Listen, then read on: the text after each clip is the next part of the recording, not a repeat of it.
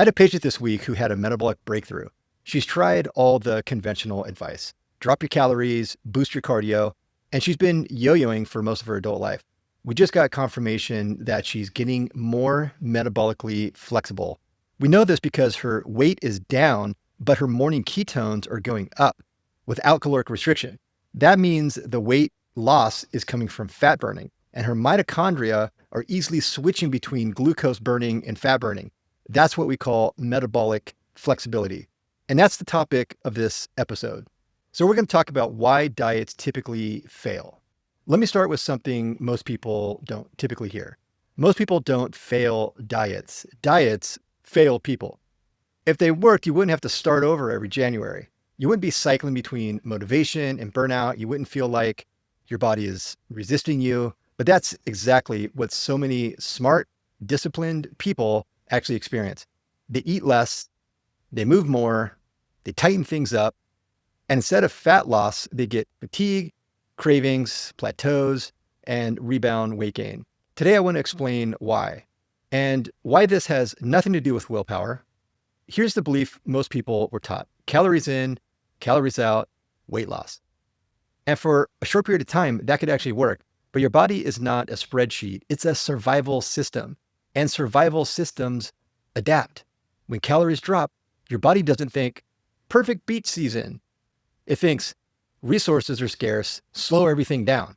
That response has a name: metabolic adaptation. Metabolic adaptation is not damage, it's not broken metabolism. It's your body doing exactly what it's designed to do when food availability drops. That's the caloric restriction part. Here's what typically happens.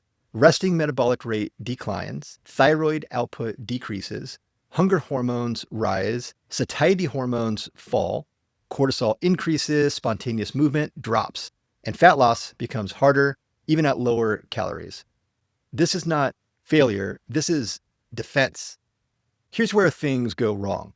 Most people respond to adaptation by pushing harder. They cut more calories. Again, they add more cardio. They remove more foods, they ignore fatigue, and that confirms the threat. From the body's perspective, restriction just intensified. So adaptation actually deepens. Here's something important. The people who struggle most with this are often actually the most disciplined. High achievers, type A personalities, people who do what they're told. They push past warning signs. Low energy, feeling cold, poor sleep, obsessive food thoughts, workouts that feel harder, not easier. They don't stop. They tighten control, and that's exactly what accelerates metabolic slowdown. Let's talk about plateaus. A plateau is not your body giving up. A plateau is feedback. Your metabolism is saying, I've adapted to this environment. If you want a different outcome, change the signal. And the signal is not more restriction. It's not more punishment. It's not more discipline. The signal is safety. Metabolically, safety looks like this: improved insulin sensitivity, adequate protein intake, lean mass preservation, lower stress hormones, stable blood sugar, and better sleep. Until those signals improve, fat loss becomes biologically expensive, which is why forcing it feels miserable. Here's another critical distinction. Weight loss is not the same thing as fat loss. You can lose weight while losing muscle. You can lose weight while suppressing thyroid output.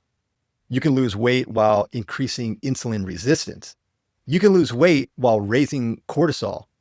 That's not what success looks like. That's metabolic shrinkage. And it almost always rebounds. That's the yo-yo effect. True fat loss looks different. Energy improves, hunger becomes predictable, strength is maintained or actually even increases, labs move in the right direction. Fat loss happens because the body allows it, not because you forced it. If you're stuck right now, the question is not, how do I cut harder? The question is, what signal is broken? In practice, the most common ones are insulin resistance, inadequate protein, muscle loss, chronic inflammation, excess stress. Fix those, and fat loss often resumes without more restriction. That's not magic. That's just your basic physiology. I want to be very clear about this. If dieting hasn't worked for you long-term, it's not because you lack discipline. It's because biology always wins against willpower. The goal isn't to fight your metabolism. The goal is to work with it. If this episode is resonating with you and you feel like you've tried everything, that's not the reason to quit. It's a reason to stop guessing. This is exactly why I built my metabolic assessment framework to identify which signal is actually blocking progress so effort finally produces results. You're not broken. You're just playing by rules that were never designed for long-term success.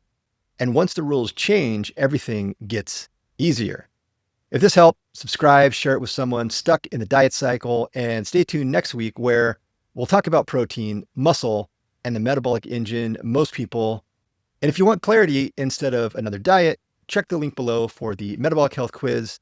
It helps identify what's actually holding you back. Talk to you next time.